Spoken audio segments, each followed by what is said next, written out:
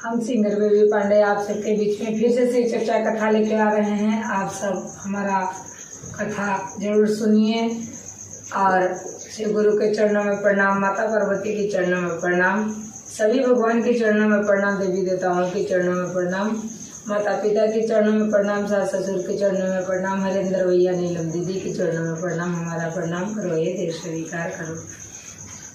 आपने 3 सूत्र दिया, हमने तीनों को पालन किया। पहले में दया मांगना, दूसरे में चर्चा करना, तीसरे में 108 बार के नमः शिवाय का जाप करना। हर हर महादेव। आइए आप सबको, बैठे हुए गुरु भाई बहना को हमने बहुत सारा कथा और भजन सुनाया। अब चलते चलते एक और सुंदर सा कथा सुना रहे हैं। आप सब सुनिए हमारा कथा। एक समय का बात था कि गुरु बैठे थे कैलाश पर और जैसे आज इनके घर चर्चा है, आप सब गुरु भाई बहना चर्चा सुनने आए हैं और सभी गुरु भाई बहना बैठे हुए ध्यान से कथा को सुने। जब तक ध्यान से कथा को नहीं सुनिएगा तब तक समझ में नहीं आएगा। और जो भी गुरु भाई बहना वीडियो देखते हैं उनको भी नमस्कार प्रणाम। वो भी पूरा कथा ध्यान से सुने और हमारे चैनल जरूर सब्सक्राइब कर लें कि जो हम और कहीं चर्चा कराने जाएं तो वीडियो नया से नया बनाएं, कथा बनाएं, वो आप सब तक जल्द से जल्द पहुँचे और गुरु का कृपा आप सबके ऊपर भी हो। वैसे एक दिन कोई गुरु भाई बहना चर्चा करा रहे थे और पार्वती माता भोले जी कैलाश पर बैठे थे, तैयारी कर रहे थे। जब हम प्रेम से भगवान को पुकारते हैं तो वो हमारे घर जरूर आते हैं कि आज हमारे शिष्य के घर में चर्चा हो रहा है और हमें वहाँ जाकर सबकी हाजिरी लगाना जरूरी है। पार्वती बोलती है, ठीक है भोलेनाथ, जैसे आपका आज्ञा हो। इतने में नारद मुनि आ गए और नारद मुनि आके भोलेनाथ से कहने लगे कि हे भोलेनाथ, आपने कौन सा इतना भक्तों का कल्याण और उद्धार किए हैं जिससे धरती पर इतना शिव चर्चा हो रहा है। आखिरकार ये शिव चर्चा में क्या है? भोलेनाथ बोले कि नारद मुनि, हम अपने मुंह से अपनी बड़ाई नहीं कर सकते हैं। आप खुद धरती पर जाके देखो और समझो कि हमारा चर्चा क्यों हो रहा है इतना। और आज चलो मेरे साथ और चल के वहीं देख लेना, आप समझ जाओगे और हम आपको क्या बताएं। भोलेनाथ के साथ नारद मुनि भी आ गए।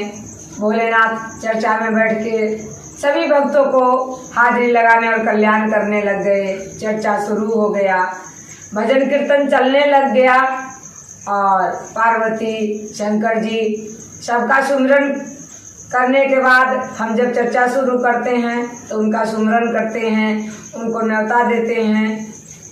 सारे भगवानों के हमने न्योता दे के कहते हैं कि हे गुरु, हमारे घर चर्चा है, आप जरूर आइएगा।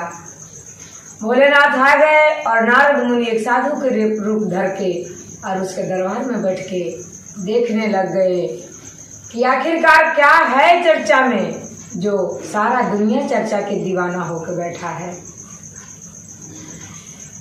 एक अंधरा था और एक लांगड़ था।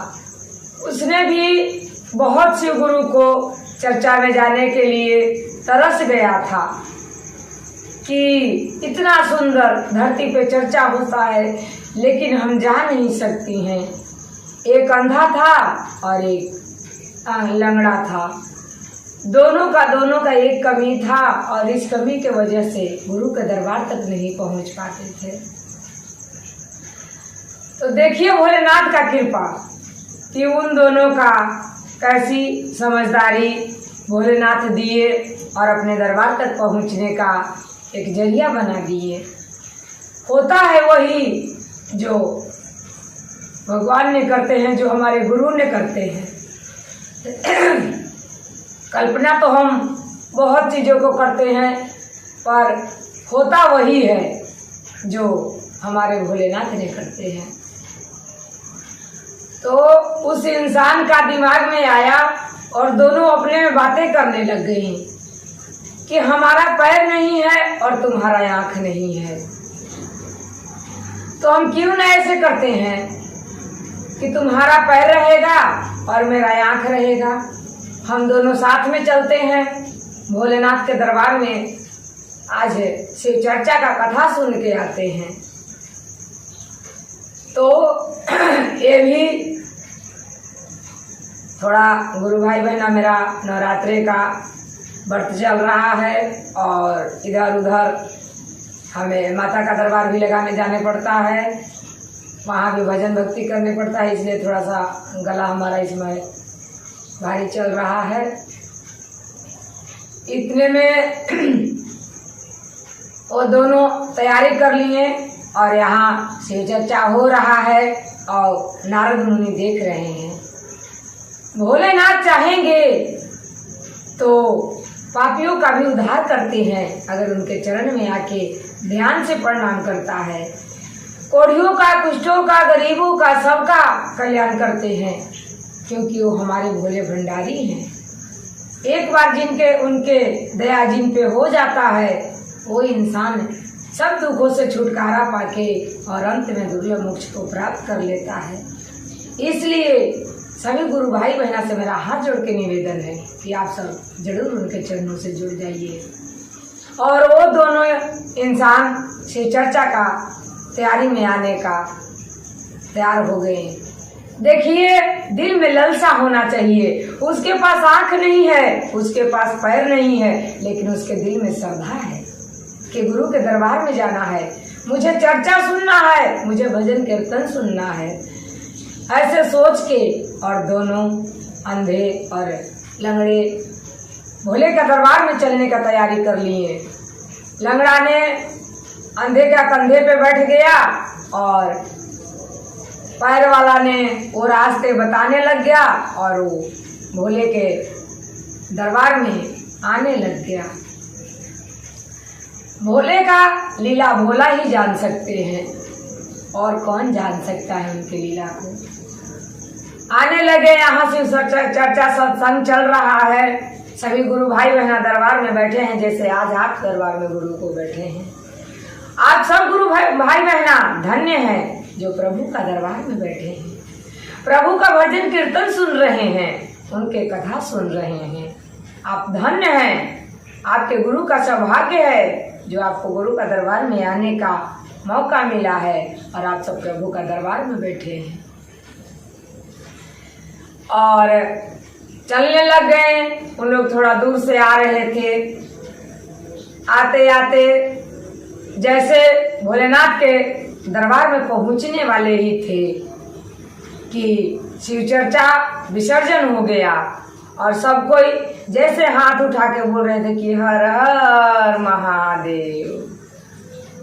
और जैसे ही चर्चा खत्म होने वाला था कि वो दरबार तक पहुंच गए, तो जिसका आंख से दिख रहा था उसको तो पता लग गया कि चर्चा खत्म होने वाला है, लेकिन जिसको आंख से नहीं दिख रहा था वो बेचारा उसको रास्ते बताने पे आ रहा था।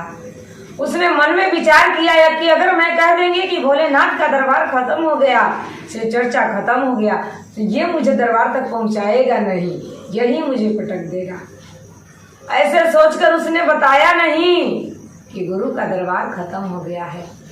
लेकिन प्रभु का दरबार जहाँ लगता है वो धरती पावन हो जाता है, उस जगह का धूल पावन हो जाता है, उस एरिया का जहाँ जहाँ तक गुरु का आवाज जाता है उन सब भक्तों का कल्याण हो जाता है।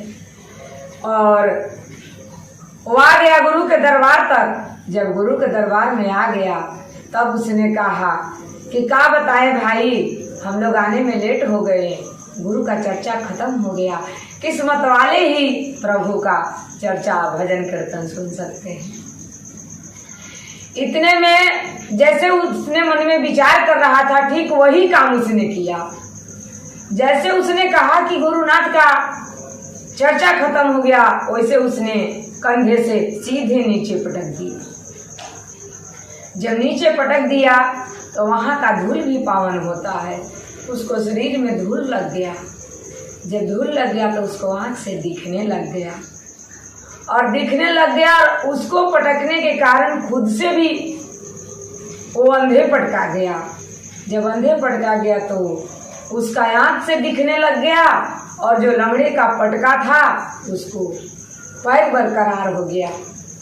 अब सोच लो कि हमारे गुरु के दरबार में हर लोगों को कल्याण होता है, तो आप सब गुरु भाई बहना उनके चरण से जुड़िएगा तो क्या आप सबका कल्याण भी होगा। आप सब जरूर गुरुनाथ के चरणों से जुड़ जाइए। और दोनों शरीर से कंचन हो गए, और कंचन होके बहुत खुश होके कहने लगे कि भाई मुझे आज से दिखने लग गया। तो दूसरा वाला भाई कहता है कि भाई मैं तो खड़ा भी हो सकते हैं, मेरा पैर हो गया। और उन लोग घूम घूम के भोलेनाथ का गुणगान करने लग गए कि उनके चरणों से जुड़ जाइए। उनको चरण में आने वाले को हर दुखों को निवारण मिलता है, हर सुख वहाँ मिलता है।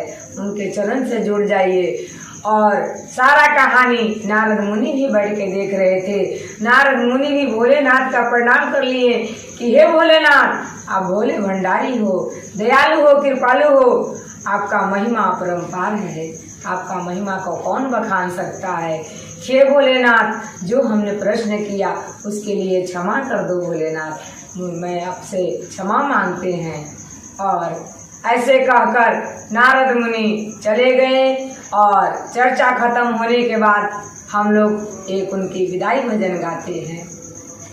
तो जैसे हम विदाई भजन गाते हैं, गुरु भी अपने कैलाश पर्वत पे चले जाते हैं, और हम भोलेनाथ के चरणों से ध्यान लगा के रहेंगे, उनको चरणों में जुड़ जाएंगे तो हर सुख मिलेगा। जो गुरु भाई बहनाएं अभी तक जिनको जिनको शिष्य बनाए हैं, उन शिष्या बहना से पूछो, उन गुरु भाई से पूछो कि उनके दरबार में आके कभी खाली लौट के नहीं गए हैं। इसलिए जो भी गुरु भाई बहना अभी तक शिव शिष्य नहीं बने होंगे तो जरूर भोलेनाथ के चरण में आए और शिष्य बन जाएं। शिव शिष्य बन के 3 नियमों को पालन करें। 3 नियम को पालन करने वाले को भोलेनाथ हमारे उद्धार करेंगे। अंत में खुद लेने आएंगे डोली लेके। हम एक भजन भी गाते हैं कि शिव गुरु भेजले एक डोलिया हो, हम डोली चढ़ के जाएंगे। इसलिए हम भजन वो भी आप सबको सुनाएंगे। लेकिन चलिए हम अभी थोड़े भोलेनाथ के नौता की ओर बढ़ते हैं, और सभी गुरु भाई बहना ध्यान से भजन सुनिएगा। और वीडियो देखने वाला भाई का नमस्कार प्रणाम।